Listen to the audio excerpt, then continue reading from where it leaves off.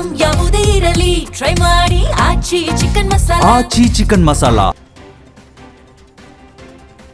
ಮೈಸೂರಿನ ಲಲಿತಾದ್ರಿಪುರ ಬಡಾವಣೆಯಲ್ಲಿ ಕಳೆದ 2 ತಿಂಗಳಿನಿಂದ ನೀರಿನ ಸಮಸ್ಯೆ ತೀವ್ರವಾಗಿದೆ. ಬೋರ್ವೆಲ್ ಕೆಟ್ಟು ನಿಂತಿರುವ ಪರಿಣಾಮ ಕುಡಿಯೋದಕ್ಕೆ ನೀರು ಇಲ್ಲದೆ ಜಾನುವಾರುಗಳು ಪರದಾಡುವ ಪರಿಸ್ಥಿತಿ ನಿರ್ಮಾಣವಾಗಿದೆ. 2 ತಿಂಗಳ ಹಿಂದಿನಿಂದ ನೀರಿನ ಸಮಸ್ಯೆ ಬಗೆಹರಿಸುವುದಾಗಿ ಪಿಡಿಒ ರವಿಕುಮಾರ್ ಭರವಸೆಯನ್ನ ನೀಡಿದರೂ ಪ್ರಯೋಜನವಾಗಿಲ್ಲ ಅಂತ ಸ್ಥಳೀಯರು ಆರೋಪಿಸಿದ್ದಾರೆ. ಚಿಕ್ಕಮಗಳೂರು ಜಿಲ್ಲೆಯ ಕಲ್ಲೂರು ಅಂಗನವಾಡಿ ಕೇಂದ್ರದ ಸ್ಥಿತಿ ಗಂಭೀರವಾಗಿದ್ದು ಸ್ಥಳೀಯ ಪೋಷಕರು ಮತ್ತು ಗ್ರಾಮಸ್ಥರು ಆತಂಕವನ್ನು ವ್ಯಕ್ತಪಡಿಸಿದ್ದಾರೆ. ಒಂದು ಕಡೆ ಅಂಗನವಾಡಿಯು ಕುಸಿದು ಬೀಳುವ ಹಂತದ ಕಟ್ಟಡದಲ್ಲಿ ಮಕ್ಕಳು ಓದ್ತಾ ಇದ್ದಾರೆ, ಮತ್ತೊಂದು ಕಡೆ ಮೇಲ್ಚಾವಣಿಯಲ್ಲಿ ಹಾವುಗಳು ಓಡಾಡ್ತಿವೆ. ಹಾಗೆಯೇ ಗೋಡೆಗಳ ಕೆಳಗೆ ಹೆಗ್ಗಣಗಳು ಗೂಡನ್ನ ಹಾಕಿರೋದು ಪೋಷಕರನ್ನ ಬೆಚ್ಚಿ ಬೀಳಿಸ್ತಾ ಇದೆ. ದಾಂಡೇಲಿ ನಗರದಲ್ಲಿ ಬೃಹತ್ ಮೊಸಳೆ ಕಾಣಿಸಿಕೊಂಡಿದ್ದು ಸ್ಥಳೀಯರಲ್ಲಿ ಆತಂಕ ಮೂಡಿಸಿದೆ. ನದಿ ಪಕ್ಕದ ದಟ್ಟ ಪ್ರದೇಶಗಳಿಂದ ಮೊಸಳೆಗಳು ನಗರದತ್ತ ಬರ್ತಿದೆ. ಈ ಮೊಸಳೆಗಳು ಸಾಕು ಪ್ರಾಣಿಗಳನ್ನು ಆಹಾರವಾಗಿಸಿಕೊಳ್ತಾ ಇರುವಂತಹ ಘಟನೆಗಳು ನಡೀತಾ ಇದ್ದಾವೆ. ವಿಶೇಷವಾಗಿ ರಾತ್ರಿ ವೇಳೆ ಮೊಸಳೆಗಳು ಸಂಚರಿಸ್ತಾ ಇದೆ. ಈ ಬಗ್ಗೆ ಹಲವು ಬಾರಿ ಅರಣ್ಯ ಇಲಾಖೆಗೆ ಮಾಹಿತಿಯನ್ನ ಕೊಟ್ಟರೂ ಕ್ರಮವನ್ನು ತೆಗೆದುಕೊಳ್ತಿಲ್ಲ ಅನ್ನುವಂತಹ ಅಸಮಾಧಾನವನ್ನು ವ್ಯಕ್ತಪಡಿಸಲಾಗ್ತಾ ಇದೆ.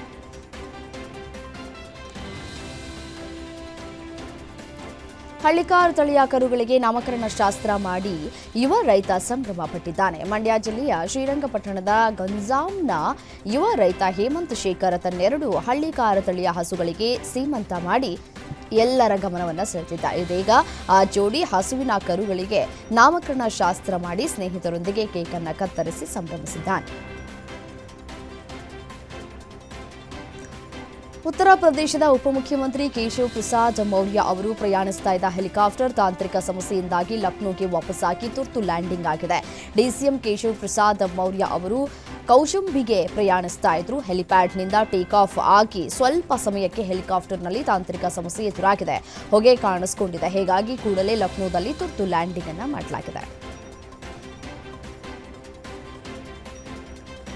ಸಿಲಿಗುರಿಯಲ್ಲಿ ನಡೆದ ಸ್ಯಾಂಟಾಲ್ ಸಮ್ಮೇಳನದಲ್ಲಿ ರಾಷ್ಟ್ರಪತಿ ದ್ರೌಪದಿ ಮುರ್ಮುಗೆ ಆದ ಕಹಿ ಅನುಭವದ ಬಗ್ಗೆ ಪ್ರಧಾನಿ ಮೋದಿ ತೀವ್ರ ಅಸಮಾಧಾನವನ್ನು ವ್ಯಕ್ತಪಡಿಸಿದ್ದಾರೆ. ವೇದಿಕೆ ಬದಲಾವಣೆ, ಮಮತಾ ಬ್ಯಾನರ್ಜಿ ಗೈರು ಹಾಜರಿ ಬಗ್ಗೆ ಮುರ್ಮು ಅಸಮಾಧಾನವನ್ನು ವ್ಯಕ್ತಪಡಿಸಿದರು. ಇದು ಬುಡಕಟ್ಟು ಸಮುದಾಯಕ್ಕೆ ಮಾಡಿದ ಅವಮಾನ ಅಂತ ಮೋದಿ ಟಿಎಂಸಿ ಸರ್ಕಾರದ ವಿರುದ್ಧ ಕಿಡಿಕಾರಿದ್ದಾರೆ. ಇದು ಪಶ್ಚಿಮ ಬಂಗಾಳ ರಾಜಕೀಯ ಸಂಘರ್ಷಕ್ಕೆ ಕಾರಣವಾಗಿದೆ.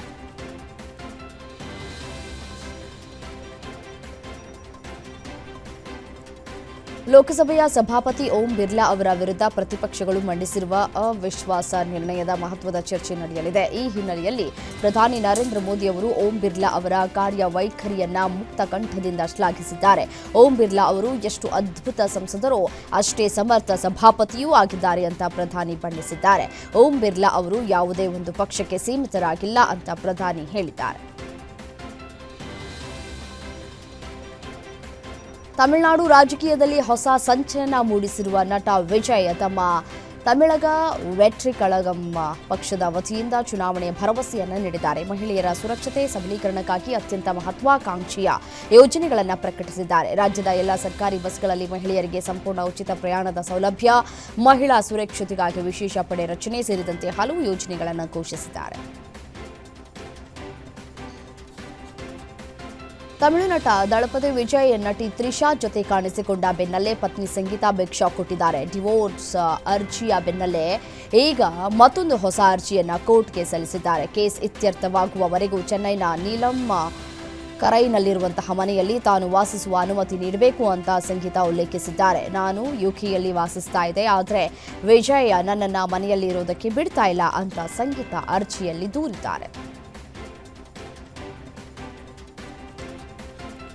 ಬಿಹಾರ ಮುಖ್ಯಮಂತ್ರಿ ನಿತೀಶ್ ಕುಮಾರ್ ಪುತ್ರ ನಿಶಾಂತ್ ಕುಮಾರ್ ಪಕ್ಷದ ಹಿರಿಯ ನಾಯಕರು, ಯುವ ಶಾಸಕರೊಂದಿಗೆ ಚರ್ಚೆಗಳನ್ನು ನಡೆಸಿದ್ರು. ನೂತನ ಸಂಪುಟದಲ್ಲಿ ರಾಜ್ಯದ ಮುಂದಿನ ಉಪಮುಖ್ಯಮಂತ್ರಿ ಆಗಲಿ ಅಂತ ಹೇಳಿ ನಿಶಾಂತ್ ಇಂದು ಜೆಡಿಯುಗೆ ಸೇರ್ಪಡೆಗೊಳ್ಳುವಂತಹ ಮೂಲಕ ವಿದ್ಯುಕ್ತವಾಗಿ ರಾಜಕೀಯ ಪ್ರವೇಶಿಸಲಿದ್ದಾರೆ. ಸಾಫ್ಟ್ವೇರ್ ಇಂಜಿನಿಯರಿಂಗ್ನಲ್ಲಿ ಪದವಿಯನ್ನು ಕೂಡ ಪಡೆದಿದ್ದಾರೆ. ಭಾರತದ ಪ್ರಧಾನಿಗೆ ಯುದ್ಧದ ಮಾಹಿತಿ ಎಂಬ ಆರೋಪಗಳ ಬೆನ್ನಲ್ಲೇ ಇಸ್ರೇಲ್ ವಿದೇಶಾಂಗ ಸಚಿವ ಸ್ಪಷ್ಟನೆಯನ್ನು ಕೊಟ್ಟಿದ್ದಾರೆ. ಪ್ರಧಾನಿ ನರೇಂದ್ರ ಮೋದಿ ಇಸ್ರೇಲ್ ಭೇಟಿ ಮುಗಿದ ನಂತರವೇ ಇರಾನ್ ವಿರುದ್ಧ ದಾಳಿ ಬಗ್ಗೆ ನಿರ್ಧಾರ ತೆಗೆದುಕೊಂಡಿದ್ದೇವೆ, ಹಾಗಾಗಿ ಅವರಿಗೆ ಈ ಬಗ್ಗೆ ಮಾಹಿತಿ ನೀಡಿಲ್ಲ ಅಂತ ಇಸ್ರೇಲ್ ವಿದೇಶಾಂಗ ಸಚಿವ ಗಿಡಿಯಾನ್ ಸಾರ್ ಹೇಳಿದ್ದಾರೆ. ಇಸ್ರೇಲ್ ಮೋದಿ ಮತ್ತು ಭಾರತದೊಂದಿಗೆ ಉತ್ತಮ ಸಂಬಂಧವನ್ನು ಹೊಂದಿದೆ ಎಂದರು.